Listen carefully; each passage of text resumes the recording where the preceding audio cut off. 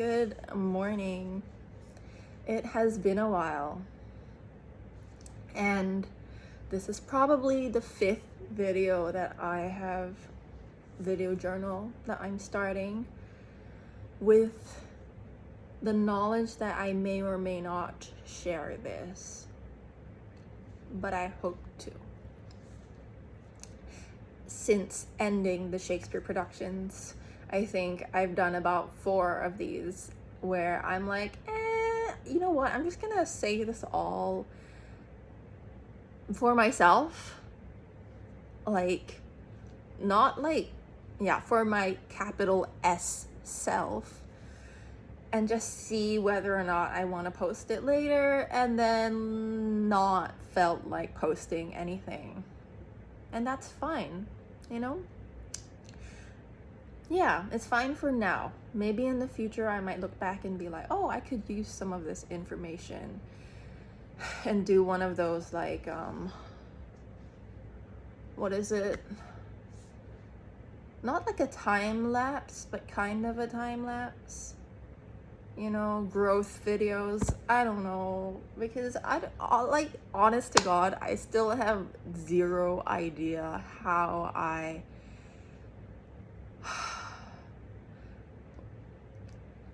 I'm trying to not overthink things, and in doing so, in nurturing my gut instinct, I think what I'm trying to say is that the pendulum has swung the complete opposite direction, where I'm like, YOLO, F it, just show up, you know? Because I think I have yet to master the skill of synchronizing my planning analytical mind and my intuitive gut instincts, which is a very much a yin and yang sort of like harmony, you know? In Taoist thinking, in Chinese culture, that's the synchronicity. That's the yuan in the yuan fen. Okay?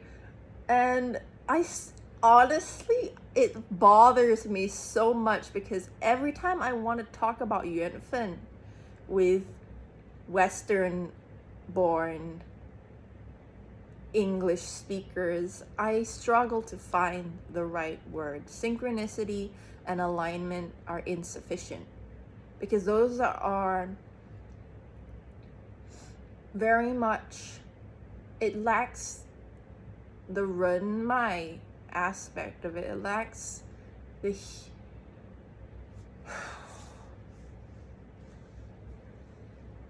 energetic connection between human beings in a relational,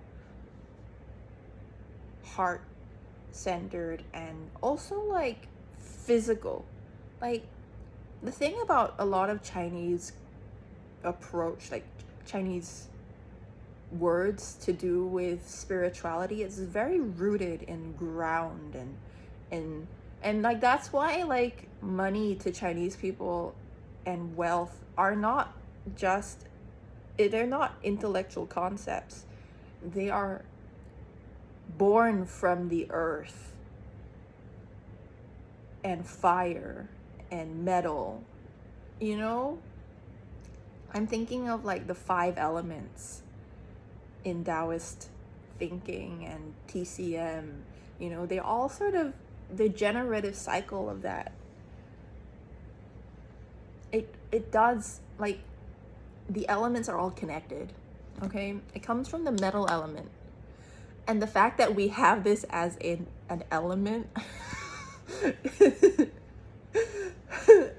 it's why, like, honest to God, in Chinese culture, like, we're just much more honest about money and chai and chai chan, like property. See, like, how, like, when I say them in English, it almost feels like separate things, but in Chinese culture, they are connected. They are from the same source. They're in the same Venn diagram even. Okay, they're in the same section of the Venn diagram. And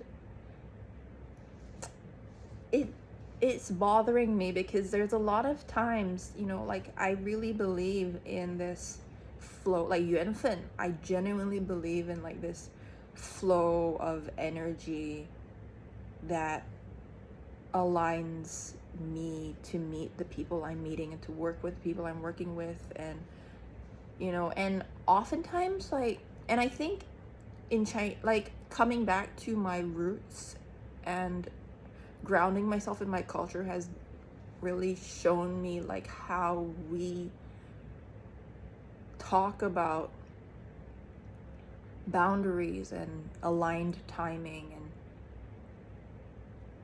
when it's, you know, 有缘在线, like if we have this element of synchronicity and luck on earth between us again, we will meet.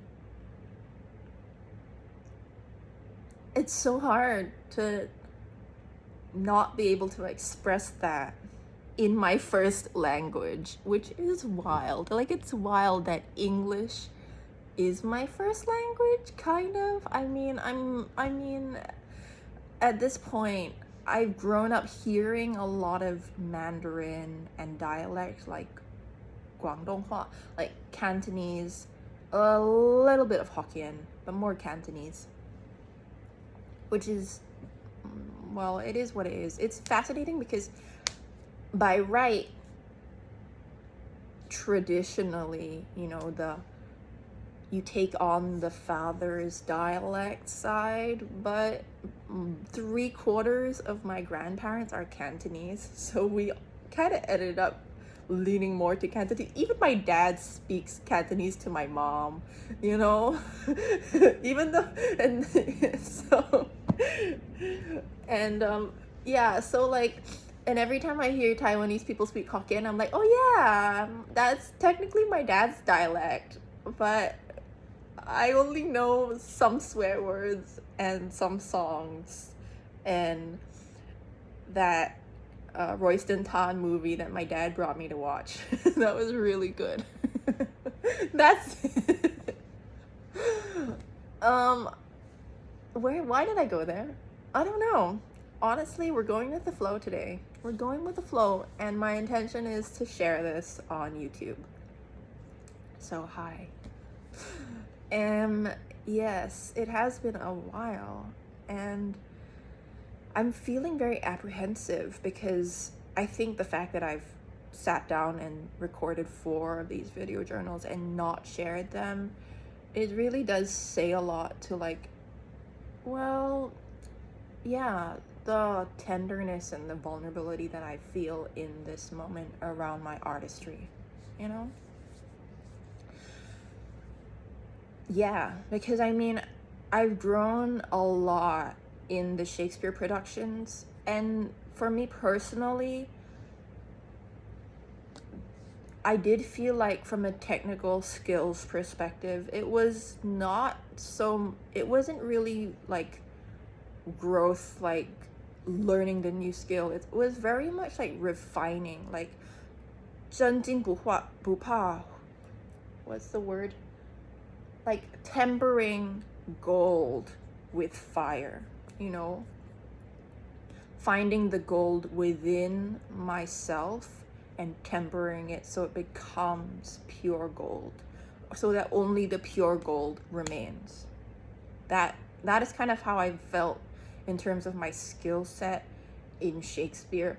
Like, as someone who's grown up watching a lot of Shakespeare, immersed in British Commonwealth culture, and the stage traditions and the English language theater in Singapore is stemmed off from British theater, very much so.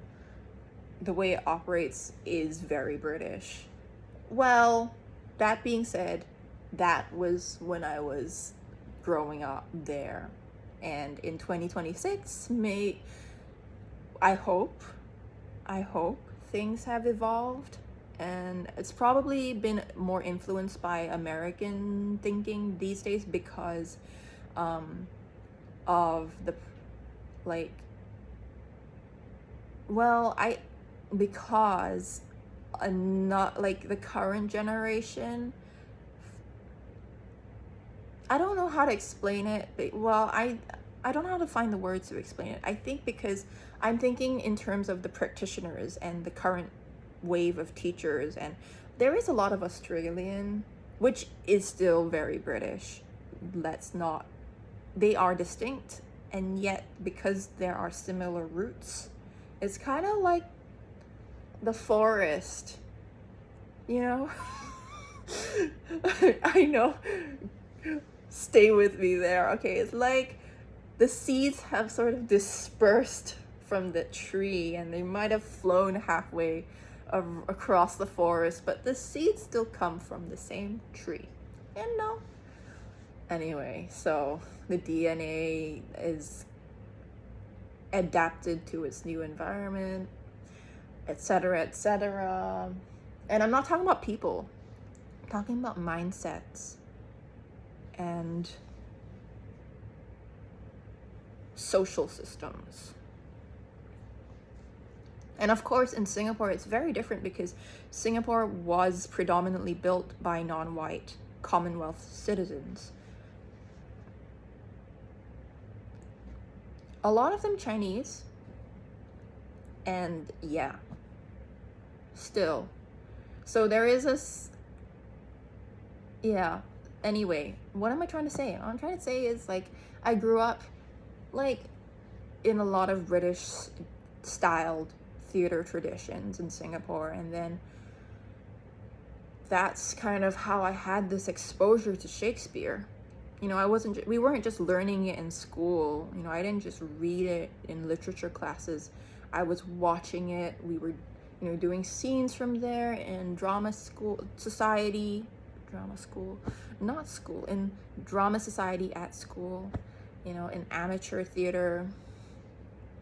Even like, yeah, so it's not new to me. It's not been new to me, and I don't hate it. I mean, yeah. And then I went to England and lived there for a decade. And then I started really resenting the way it's done. Mainly because a lot of directors and actors use traditions and authenticity to the text to restrict their casting of Shakespeare to a predominantly white looking cast, which is not what Shakespeare intended. It's completely opposite of what Shakespeare intended. And I'm pretty sure if in that day and age they were allowed to have female, non-white, and diverse actors, Shakespeare would have put them in. Like, bruh, he wrote scenes for his Welsh actor to sing and speak in Welsh. He let the actor do whatever the actor wanted to do in Welsh. You can tell because of the stage directions, and like, he was probably like, this is kind of what I want you to translate, so you can translate it however you want. I trust you. You know what I mean? Like, my friends. I'm pretty sure Ian McKellen would agree with Sir Ian would agree with me on that. Just saying. And so, yeah, I did kind of like, by the time I left England during the pandemic, I was just like, I'm never gonna be in a Shakespeare play, like in a full production. And it was devastating. to be such a good student and always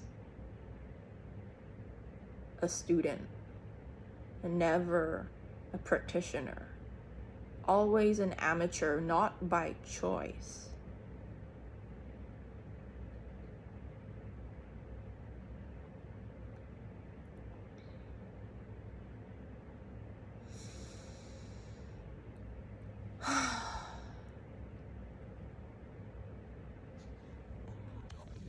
And here I am now in June 2026, near the tail end of June. I spent the last 3 weeks, I think, resting, recovering, enjoying the start of my summer after my first full-length Shakespeare production, which I paid to participate in because it was part of my conservatory program at school, at the studio, in an acting conservatory. And because I paid, like, I advocated for, it's kind of like, because I'm paying, I expect to have an artistic freedom to do this in a way that allows me to really grow as an actor, like, because that in an environment that is conducive to our mutual growth, like, that is what we're paying for. We're paying for this environment of germination, to use a gardening metaphor. You're paying for the nursery beds, you're paying for that space, physically, emotionally, spiritually, mentally. And I'm really grateful to the universe for giving me the director I wanted to work with, and the directors, because I didn't know the assistant director before the show, but after meeting her, I'm so glad I met her, and there are certain things that we did in the rehearsal the rehearsal process of the project, that, like,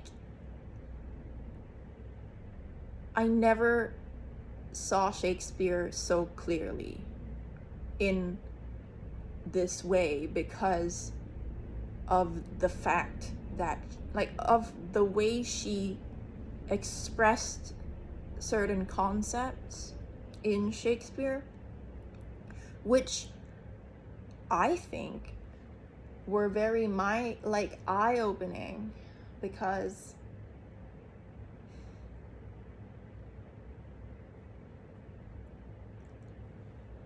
it was like how do I say this? Let's take a little detour, and hopefully will give me what I'm looking for. I was just watching my little kitty Vivi do something really cute. She, like, peered through the curtains, and now she's sitting between the curtains and the glass door. I think it is glass. I don't know what material it is, but she's, like, looking out into the world in a way that is, like, unique.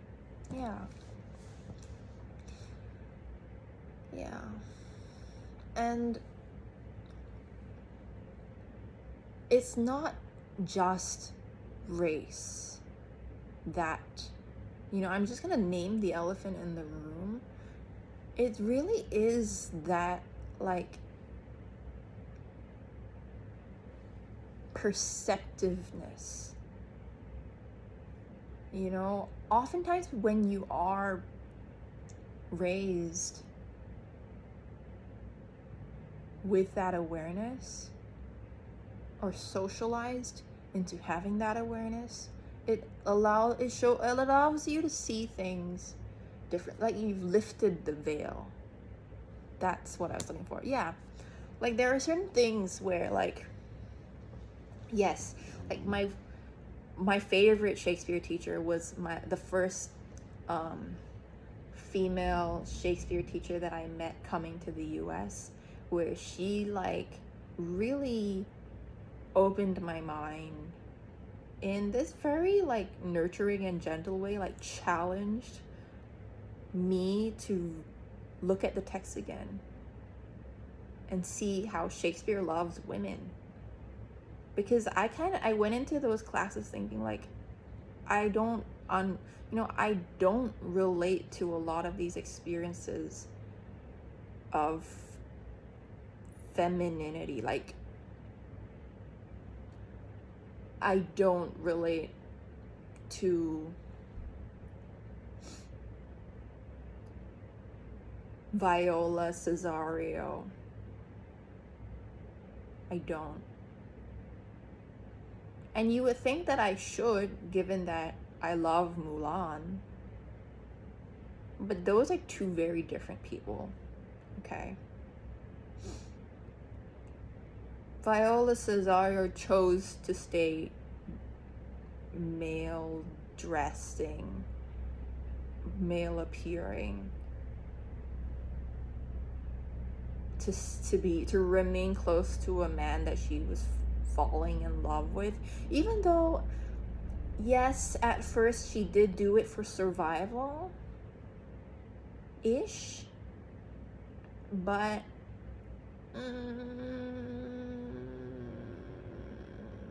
what she chose to do after becoming,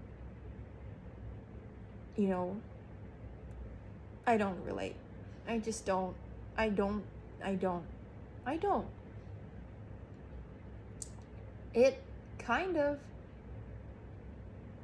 disgusts me. I get the ick. Not from the character, but from this choice, you know? From this choice to like, why would you do that to yourself? And who is this man that deserves your admiration? Does he? After that whole scene with Orsino, I'm just gonna stop talking right now before I dig myself into a deeper hole about how much of an ick I feel about this scene right now. Even though okay, here's the thing. I love the writing. I love the story that Shakespeare is telling, but just like the actual situation, I'm just like, let's get down to business. just like Mulan went to war out of love for her father, who was retired and injured. You know, like, where is this character in that society?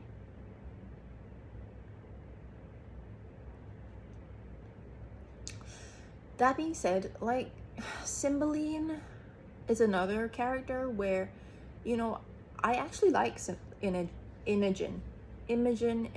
She has two spellings, but I like Imogen's trajectory a lot more. If we're talking about this whole like playing masculine for survival, and yeah, I actually do like Imogen's trajectory a lot more. Yeah. But that, like, coming into this whole, you know, that's like the mindset I had, because up until I met that teacher, Nikki, up until I met Nikki, I was like, is this all that I'm relegated to? Not, and I think now that I look back on myself at the time, a lot of that was because the ways that I was exposed to Shakespeare living in the UK. Like, I I did see one of my favorite productions was a version of the Scottish play where Lady M and the Scottish Lord were gender bent. So they had a male actor play Lady M and a female playing Macbeth. And I'm not in a theater now, so I can say it. Yes. And that really opened my eyes, but they were all still white, you know? They were all white. And I think I just I was like, the male characters have so much fun in Shakespeare. And then Nikki was like, Shakespeare loves women. Read what he writes. Read what he's writing. Again. And think of, and I thought about it.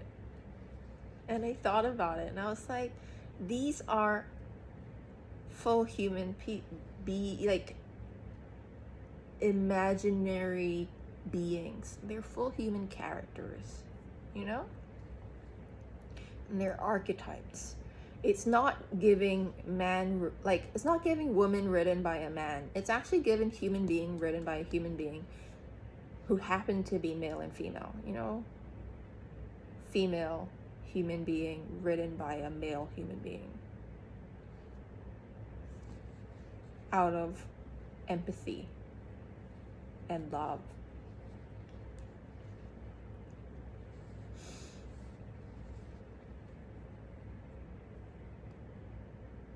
But I genuinely think because a lot of the Shakespeare I had by that point in time not been allowed to be a part of, I was just like,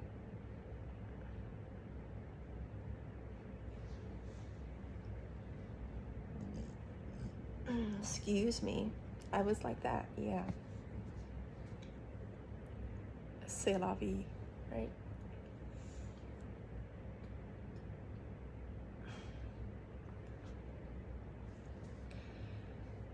She's digesting it.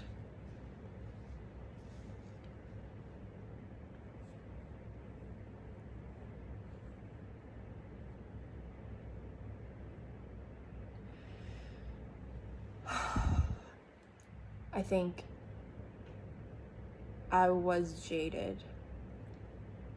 I had a lot of resentment and kind of bitter and hopeless.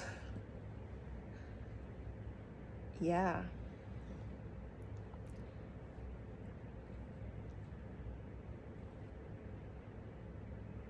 A lot of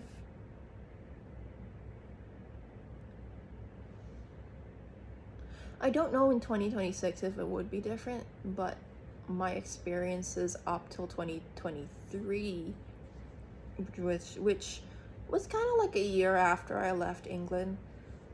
Was it? No, it was the year oh God.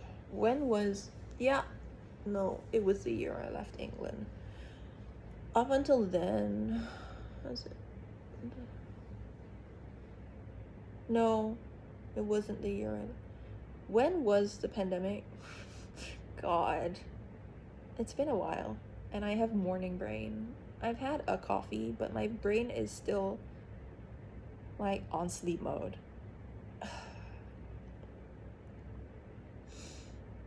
Oh my God, Diana, what is going on? The year after? Yeah, was it 20? Vivi wasn't even born. Okay, what am I asking her? Part of me wants to Google it, but YOLO. I'm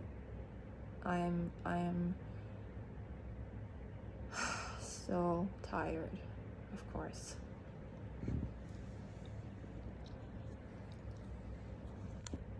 Okay. I know what I'm trying to say now. Up until 2023, which was when the pandemic kind of ended, really, like it really started to end in 2023. Up until that year,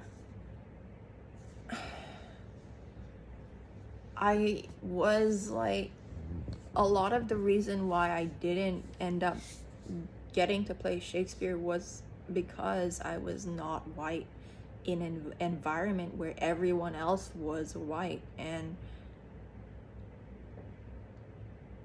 they didn't know where to put me, you know? Anywhere they were gonna put me would have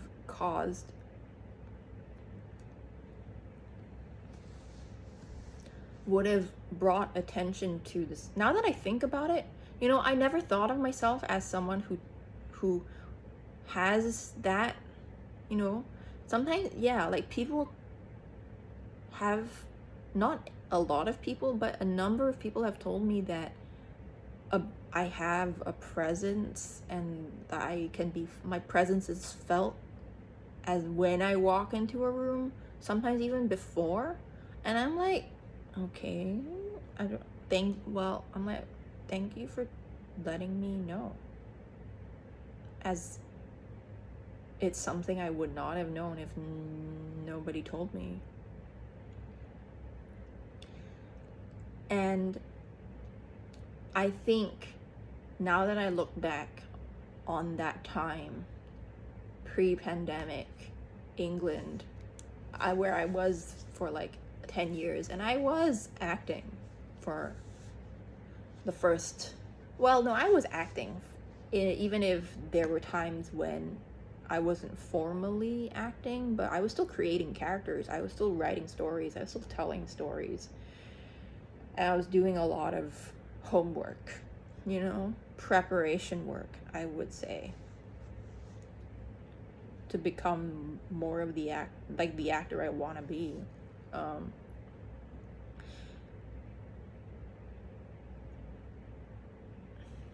Am I closer to? I am much closer. I think I am becoming. I am in, like, it's not so much at this point in June 2026. It's not so much the actor I want to be as the actor I am becoming. The actor I am, you know? Yeah, like,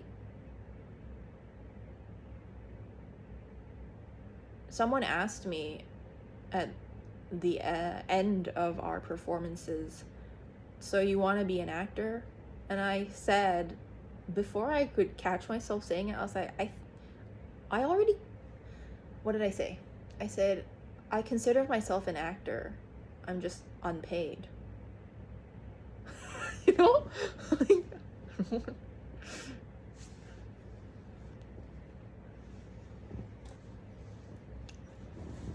And now that I look back at the time, it is not so, you know, I don't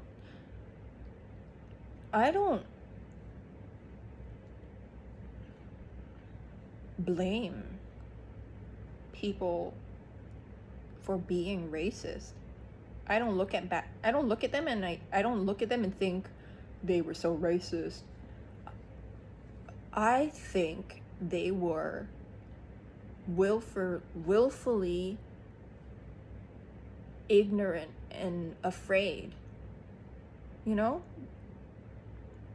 It's like, yeah, I think they were afraid, not of me, but of the consequences of choosing to cast, quote unquote, someone like me in appearance. Because for all intents and purposes, technicalities, the technical aspects of my acting are up to standard. Like, and I don't know why my accent is changing, but I am allowing it. You know, she's gonna speak however she wants to be. So we are in this mind-body synchronicity era where we allow her to say whatever she wants to say in the language she wants to say it, and just exist multilingual, multi-dialect, and multi-accented. That's literally life for me right now. Gola. Okay. What am I trying to say? What am I trying to say?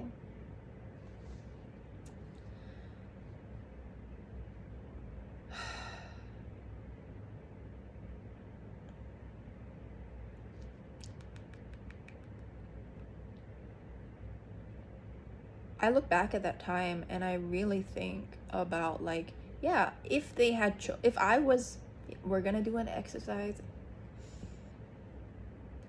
in processing. I don't know. I mean, empathy is already a given, you know. It's more like understanding, not like, it's like I understood, but now I'm like, oh, I understand the bigger picture.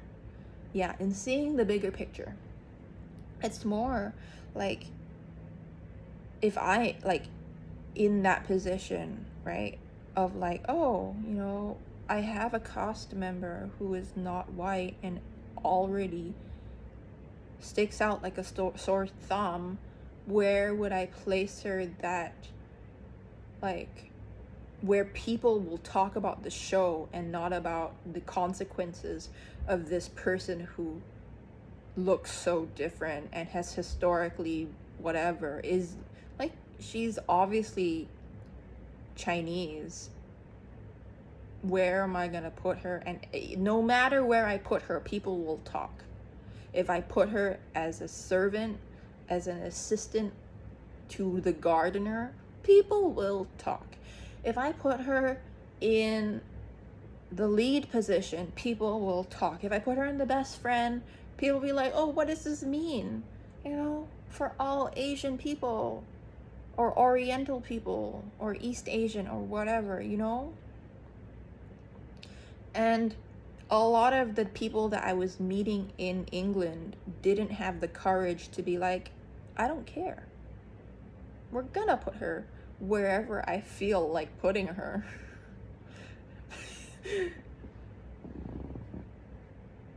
Because she has earned it, you know? And I know that I've earned it because I continue to put in the work, and I continue to show up, and I continue to be in character and serve the story.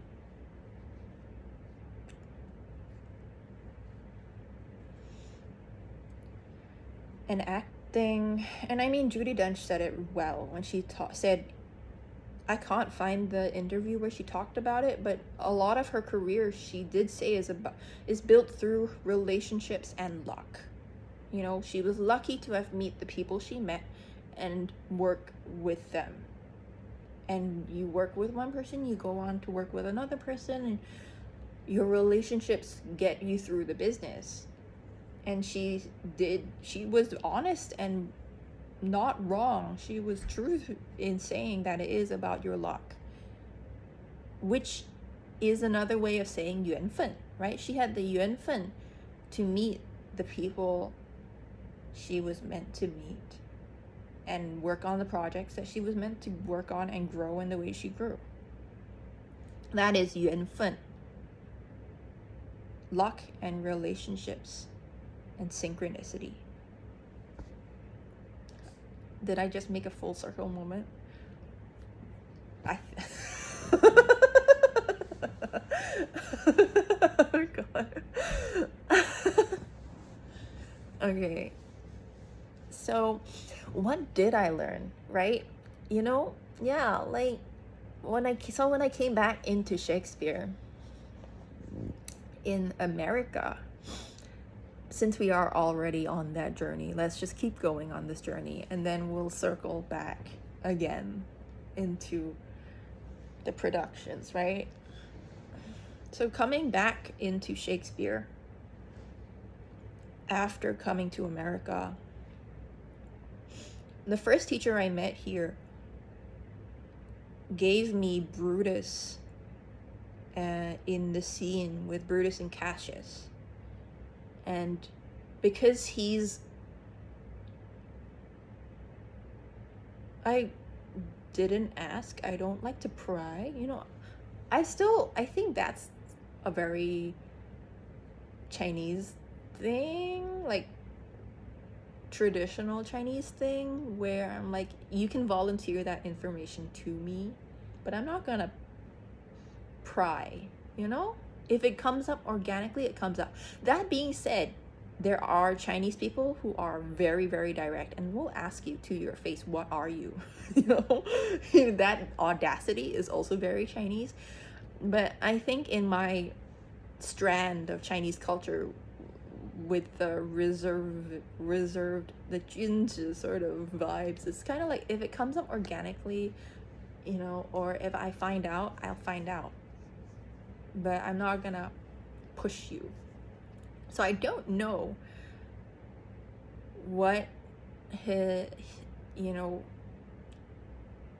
what exactly, but because he is also queer, I said to him, like when I first came in, I was like, I feel very restricted by the female roles in a lot of the way Shakespeare has been staged.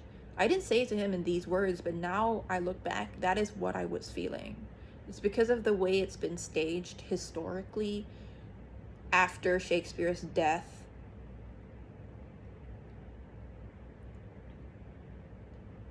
A lot, yeah. People bring to it what they know. And a lot of the directors who are, you can see it in their work. I'm not gonna name names because none of those names come to my mind right now. Because a lot of the Shakespeare that I have been watching has been very, like, audacious, which is what Shakespeare intended, And in recent years, anyway. Anyway, what am I trying to say? Let's get back to it.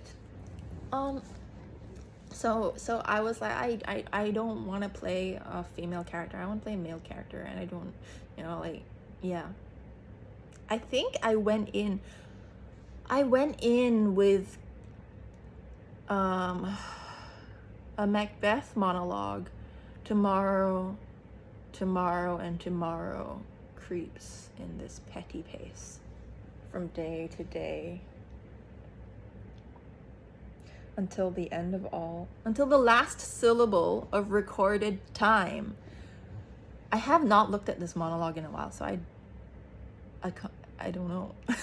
I don't know if I don't know if I remember that correctly with my morning brain, but that was the monologue that I auditioned with. And then when we started our classes, we start with a monologue. So I think, yeah, I started with that monologue, and then he gave me Brutus, which I am a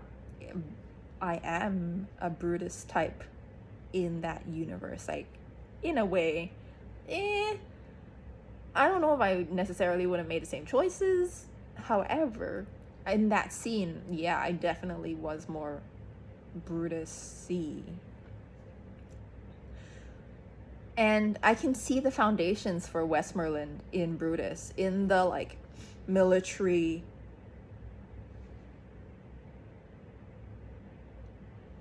authority figure. Yeah.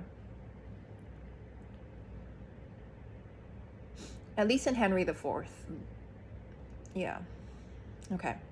So, let's see. So yeah, I was so happy playing Brutus. And then I met Nikki after that. And then she was like, yeah, Shakespeare loves women. And I was like, okay. And I went back and I looked at, yeah, and I did some really fun characters too with her. And I fell back in love with Shakespeare.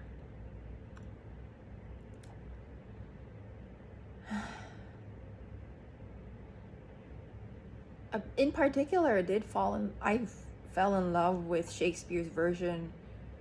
And I'm gonna say this with a lot of like justifications, okay? I fell in love with Shakespeare's writing, yeah. His approach to Antony and Cleopatra, because it's such a like controversial myth in a way. In 2026, it is kind of a controversial relationship. Well, it's always been historically a controversial relationship. But the way he wrote her was so powerful, okay? Like, despite what people think of the play itself, blah, blah, blah, like, I'm just thinking about how, yes, in Antony and Cleopatra and in Othello even, like, Shakespeare does not hide the reality that there are people who are racist. And, like, people like Iago and people in Antony and Cleopatra who talk about Othello and Cleopatra respectively, using this language that is just, and people like that exist, and it's like, why we still have these problems, He's not wrong. And at the same time, those two characters are written in the likeness of full human beings. He's writing human beings because both of them are in their power, and he's showing a fundamental truth. Even in The Taming of the Shrew, a lot of people take the shrew to mean the woman, but actually the reason why he's naming it that way is actually because his play is about this question of what actually is the shrew. Like, some of the language he uses flips it on his head and actually shows that the male himself, like the male character in the male lead in that play, shows and demonstrates a lot of these qualities himself, and it's in himself as well, and he's calling out this whole idea of it. He's questioning the audience, like, is she just a label, or is Kate this so much more than that? And what is their relationship? What is their dynamic? And what is their love for each other?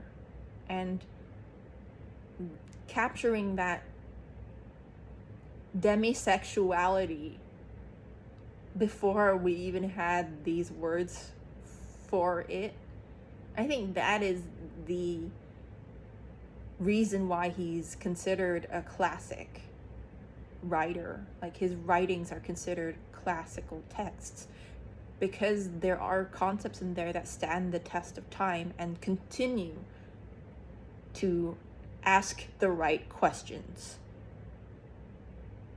in 2026. And the questions we ask do come down to the staging of it, So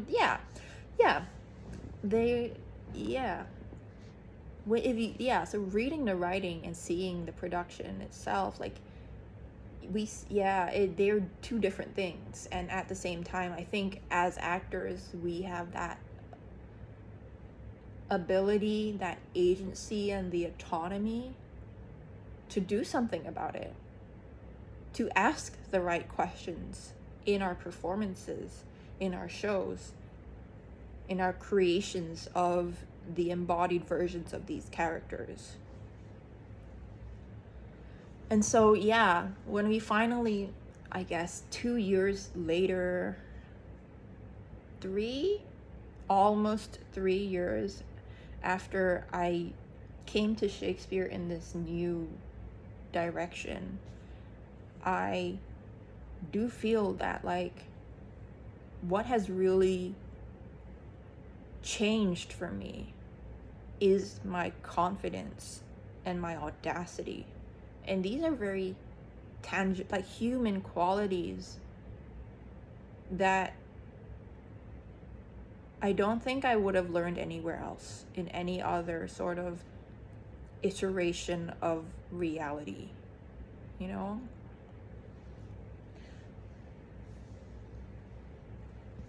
Yeah. And so that's what I'm grateful for today. Growth, you know?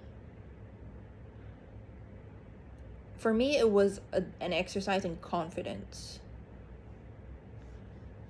I went in, yeah, and I do feel like what's so interesting is Henry V has been my favorite historical play. Like, out of all of Shakespeare's historicals, Henry V is my favorite growing up, and I've been exposed to it a lot. But then we staged Richard II and Henry IV and Tartuffe, like these 3 classics for our production round for our cohort at the studio.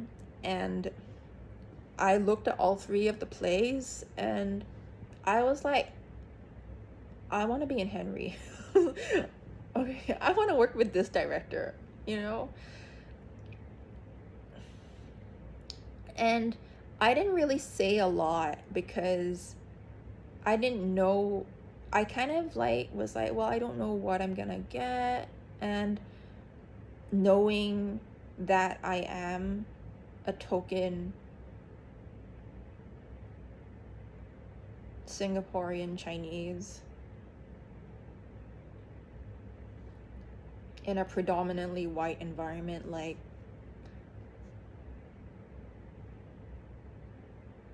I just want a good monologue. That's it. And that's kind of where I landed at by the time we got to auditions. I was like, I just want a good monologue out of this round of Shakespeare productions. And then I ended up getting Lady Percy and Westmoreland predominantly. These are my 2 predominant characters. I did play like 5 characters and I had like 6 or 7 outfits, which was wild. I had quite a few. I had 1 rapid quick change and a lot of changes. Some quick, others had time. Some were like, I have time to get into the character, but I need to get out of this character super quick. But yeah, I had 1 rapid change between Westmoreland and Lady Percy back to back, okay? And for me, that was, if I was gonna think about like my technical skills, that was the biggest challenge. Is like, I have the climax of each character arc kind of one, like the way we ended up staging it, I had Lady Percy's go not to these wars right before Westmoreland makes his arrest of the final rebels with Prince John. Okay, one scene right after the other, emotionally. And right before Lady Percy's monologue, we had this huge battle sequence. So I was coming out of this battle, fighting and combat, and then I go straight into this devastating monologue and eulogy for my husband Hotspur, and then I come out of it and I go straight into arresting the final rebels and ending the civil war. Like, that's intense. And originally I did have one scene in between them, but you can see like emotional stakes with all of these quick changes like that. it showed me that I have what it takes.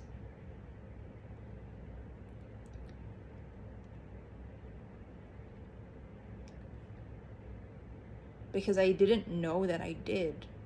Because like I said, I had felt like I was condemned to being an internal student because I was quote unquote not qualified to be a part of the universe of Shakespeare actors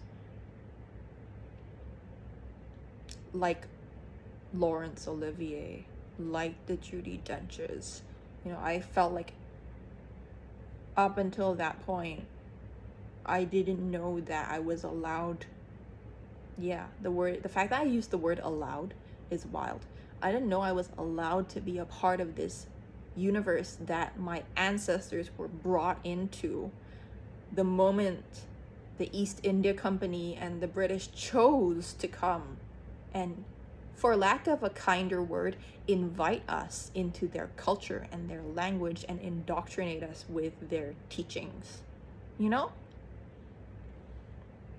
We were invited.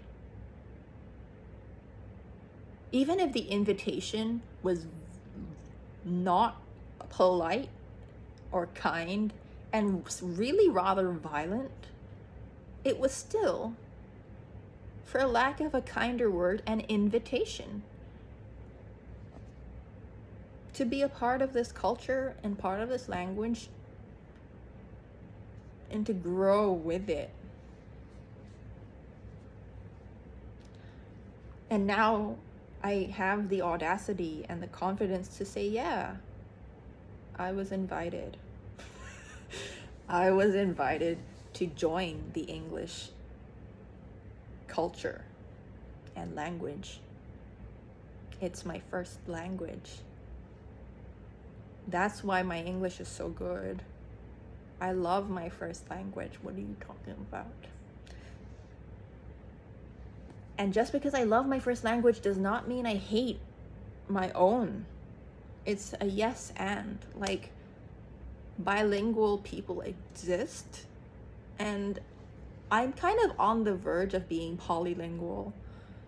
So I'm not the only one. Like, I think of that guy. What's his name? Was his Christopher Waltz was his name? I see his face.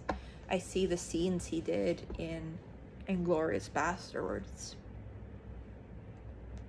We are gonna Google him right now.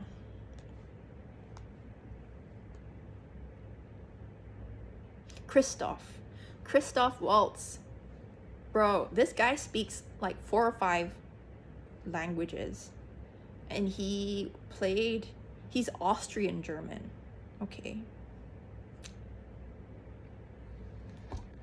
He won an Oscar for his roles as SS officer Hans Landa and bounty hunter Dr. King Schultz in Django Unchained. He speaks like 4 or 5 languages. He's fluent in 3 and was able to like do the right accents. You know what I mean? To match the languages. And he's not the only one. Like, there are so many actors who can do that. So you're not asking him if he hates his own language when he speaks English.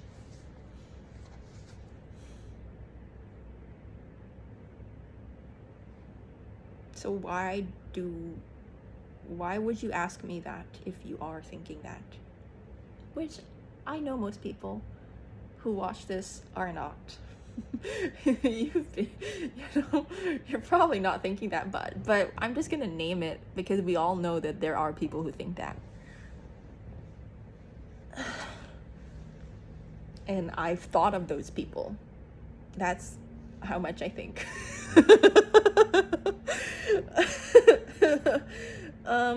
Yeah. I think because when I found out that when I found out I had this rapid quick change and 2 emotional climaxes right after, and they're so different, mind you. Westmoreland is an entirely different person from Lady Percy. And in that scene, I think he does not even say much except for the negotiation scenes, right? And in that scene, I think he says a lot and a lot of it he says without having to say the words. So I'm going from I'm going from a full-fledged woman, female character that I've created, which is closer to, this physical, everyday posture, to my very historically accurate Mulan based physicality. So I based a lot of my physicality on historically accurate portrayals of Mulan in the Chinese language, because that is how I really saw Westmoreland. And his spirit and his countenance, I modeled him after like Tywin Lannister in Game of Thrones season 1.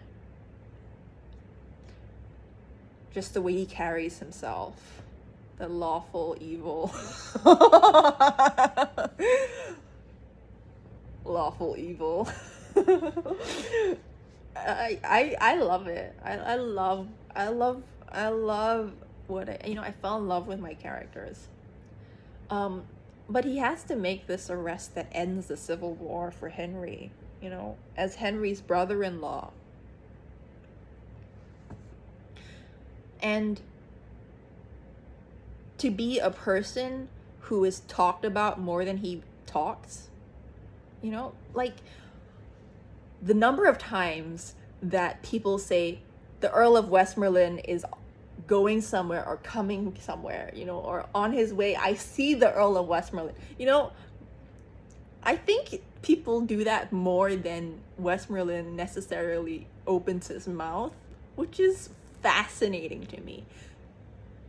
That for me was like, this man is very powerful. And he's a man of action. And he's talked about a lot. So I did also take a little bit of his countenance off of Colin Firth's portrayal of Mr. Darcy, Fitzwilliam Darcy, in Pride and Prejudice BBC version. So you can see how that is an entirely different energy from Lady Percy. And I had to hit the stakes.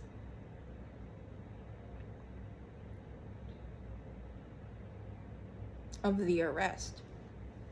Right after pouring all of Lady Percy's energy into this monologue. I go out a sobbing widow and I come right in a few minutes into the next scene as a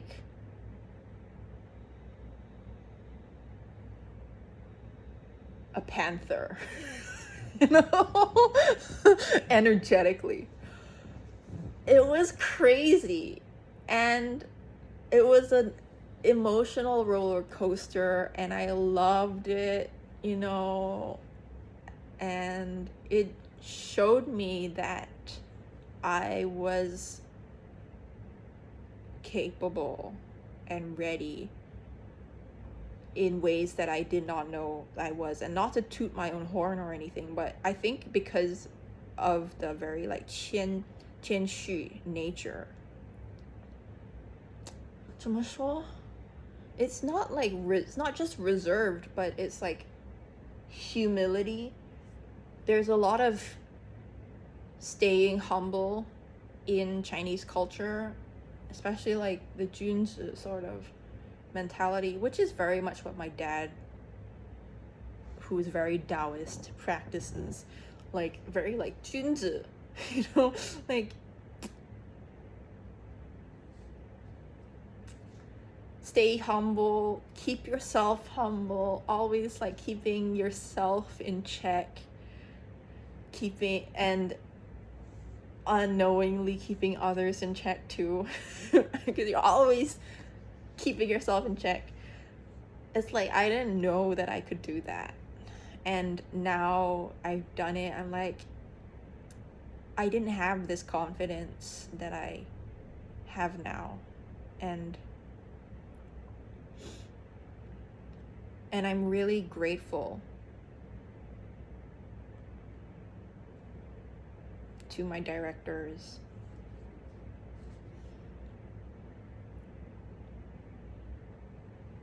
for for like providing the space and the mindset.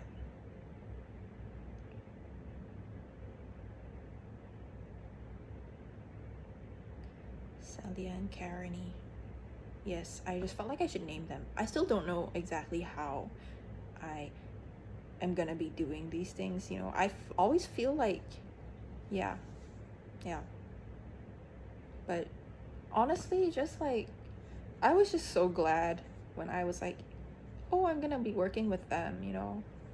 It's kind of what I wanted. I was like, I want a good monologue and a good director. That's it. Well, not that other directors weren't good. It's like good for me, like the work I need to do, you know. There are like the other directors are good for other things, and I definitely enjoyed what they did with their stories. And at the same time, I didn't see myself necessarily being like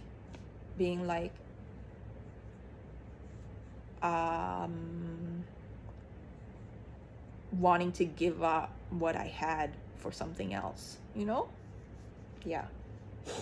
It was like, I'm so grateful that I'm doing this, and I can see all of my friends and classmates doing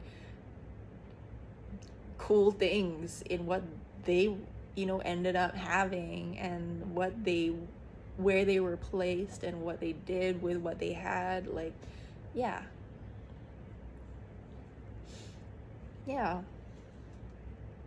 Okay. All right. Let's see. Yeah, and now I kind of do feel like I have gained this audacity. I don't know if it is like audacity. I think, in my opinion, is kind of an overused word. It's kind of like before I didn't feel like I was allowed to be a part of these spaces just because of things that were not in my control.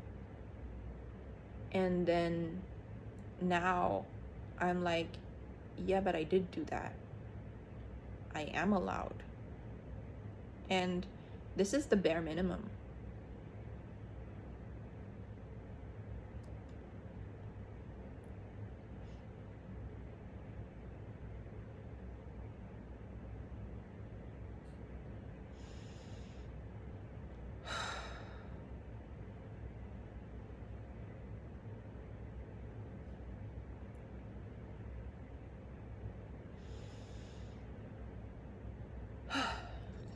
Okay. Yeah.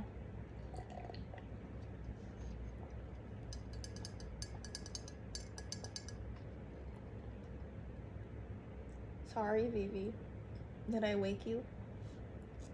I woke her with my nails clacking.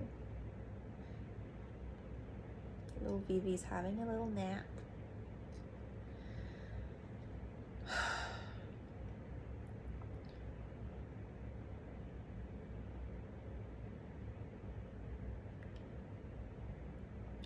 The other thing, yeah, I guess to just name it, like, a lot of that, when I was in England, the sort of excuse that people would use to reject me after calling me back was like that I didn't have enough chemistry, quote unquote, so to speak, with the rest of the cast. And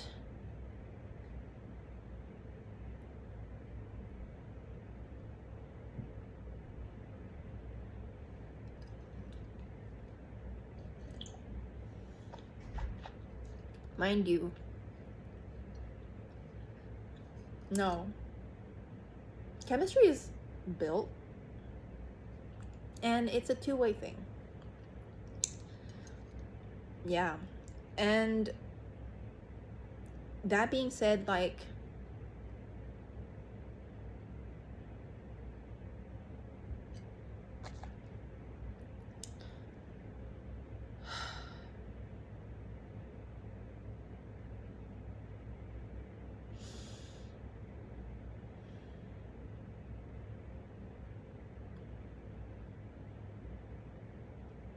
it's very polite. And yeah, I was like, without going into too much detail, another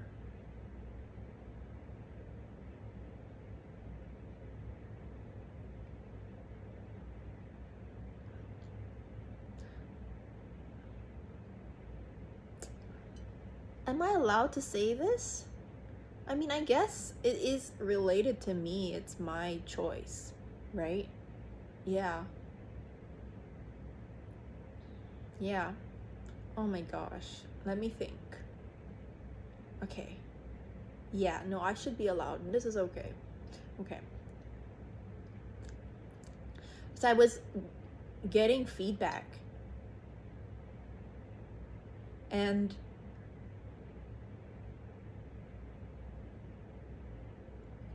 one of my other teachers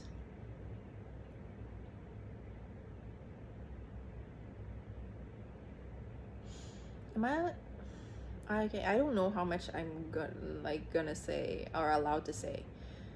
But yeah, one of my very important teachers, I guess. Like, I did talk to him about this, and then he was like, Diana, you did that scene with Lady Percy and Hotspur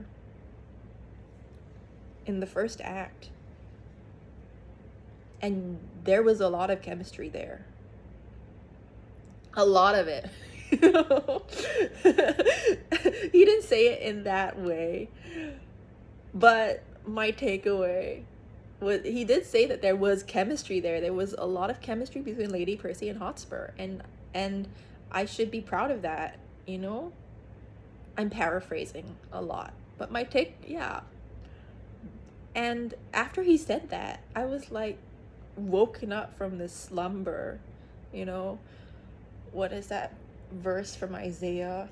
Awake, O sleeper, rise up from the dead, and Christ will give you light. I really felt like I was having that moment where I was like, you're right. I was blind. And like, what are people saying? You know? Like, how did I live so long? And mind you, I had, yeah, my rehearsal project. I had another scene with a male actor, British actor, English actor. And I was his love interest. And there was still chemistry. Like such a polite way of saying, you are not white, and we don't want to deal with the consequences of having a non-white person in our cast stand out like a sore thumb.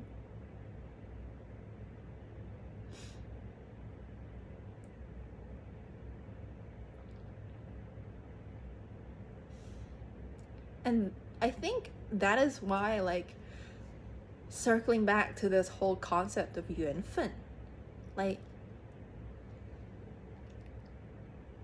Judy, that's just not wrong. It is really much your luck and your relationships.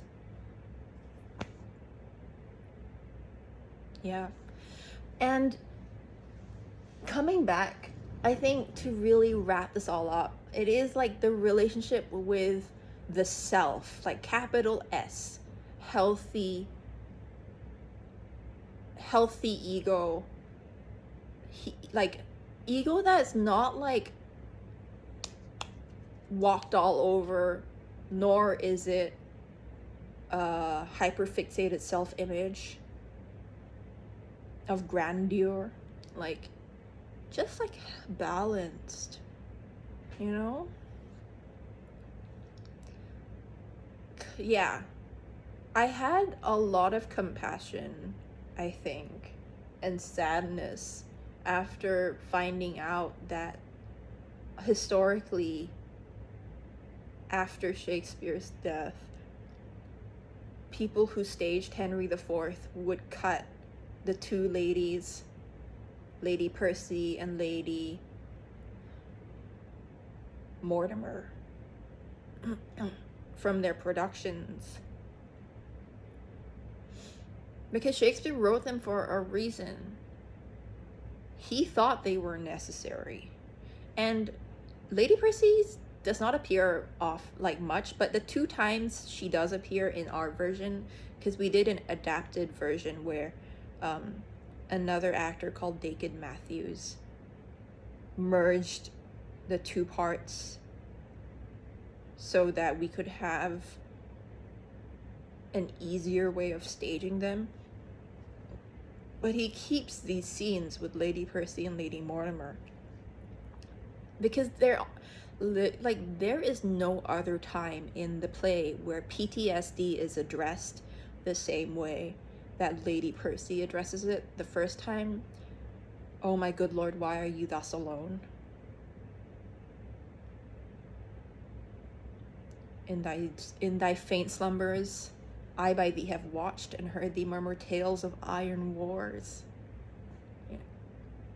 Speak terms of manage to thy bounding steed, cry courage to the field, and thou hast talked of sallies and retires, of trenches tents, of prisoners ransom, and of soldiers slain, and all the currents of a heady fight. And she does this thing that I think Shakespeare wanted more men to think about, which was like, tell your wife what you really feel and think. Shakespeare wanted men to have healthy emotional maturity. And so he has Lady Percy tell Hotspur, like, some heavy business hath my lord in hand, and I must know it, else he loves me not. You know? Like, she's like both teasing him and like scolding him and like, you know, telling the truth, being a voice of reason. And then after that, in her like more famous monologue to her father-in-law, like, I think that's why I love Lady Percy as well. It's like she has the audacity to say these things to her father-in-law, like her husband's father, which I think in the era that Shakespeare was living in, that in itself is audacious beyond what they would have known to measure by, right? Like,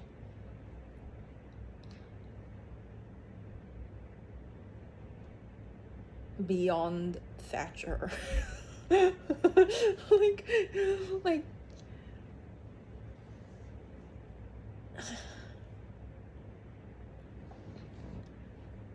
the audacity to tell your husband's father he was a coward and wrong and was the reason why your husband died, in a way, in part.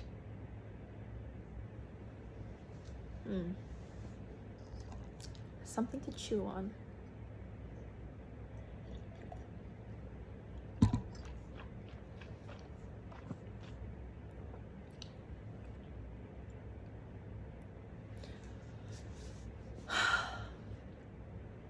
Okay.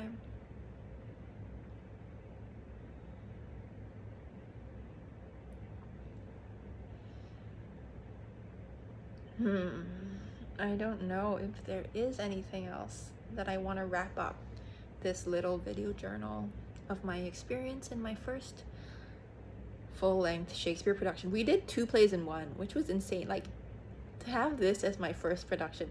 What did I do? Yeah, so I did Westmoreland and Lady Percy. And I kind of do want to talk about Westmoreland a little bit, but I think I did talk about him elsewhere in another video. Anyway, so we'll see. And then what else did I do? I did these travelers, which we ended up making traveling singers, which was fun.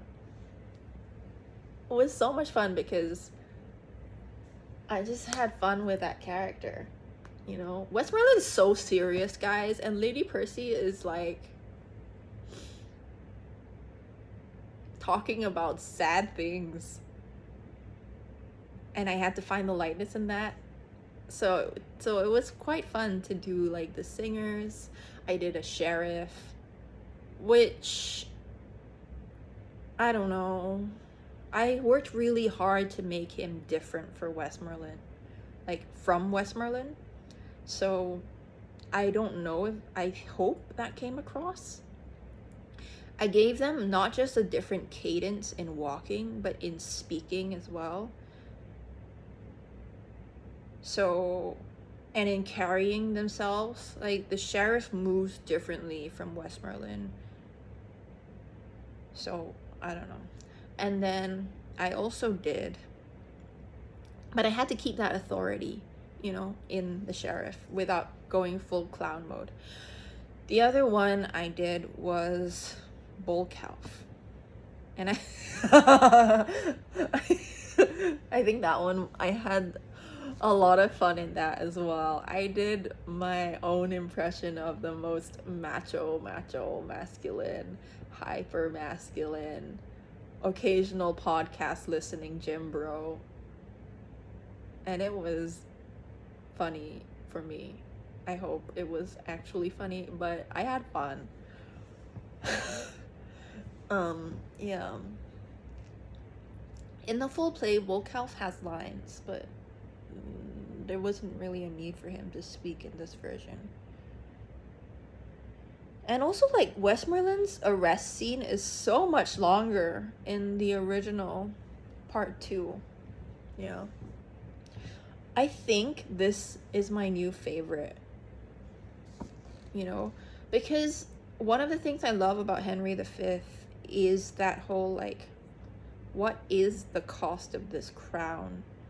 And this whole notion of this man who wasn't born a prince, discovering halfway through his life that he is a prince, and then having that reluctant hero's journey.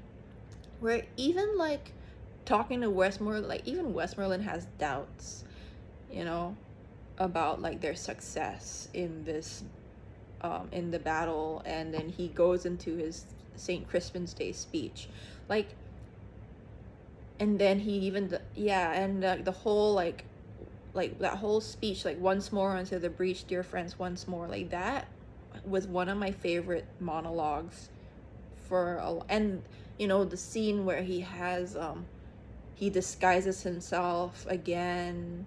I say again, now knowing now knowing Henry IV, that he disguises himself again amongst the common folk and the soldiers, and he has this whole moment. But then, like, to know that he had this origin story in Henry IV and see his relationship with his father and how both of them have this very, very fascinating relationship to this crown and the English crown and what it all means to both of them, and the weight of this gold, and to see him see the toil that this responsibility has had on his own father, like, yeah, I think I love that, you know. And coming into it from Westmoreland's perspective and Lady Percy's perspective, like, yeah, I have a much deeper appreciation for this text and what Shakespeare did with it. And for a play that has conventionally in a lot of culture been called like a man's play, quote unquote, and we did it in this gender fluid way, contemporary to our time and our era. Yeah. Fascinating.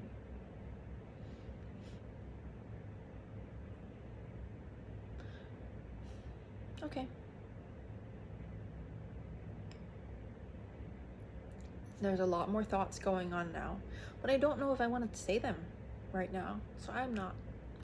I'm gonna go eat. And what are my plans now? I'm gonna go do some writing. Yeah. All right.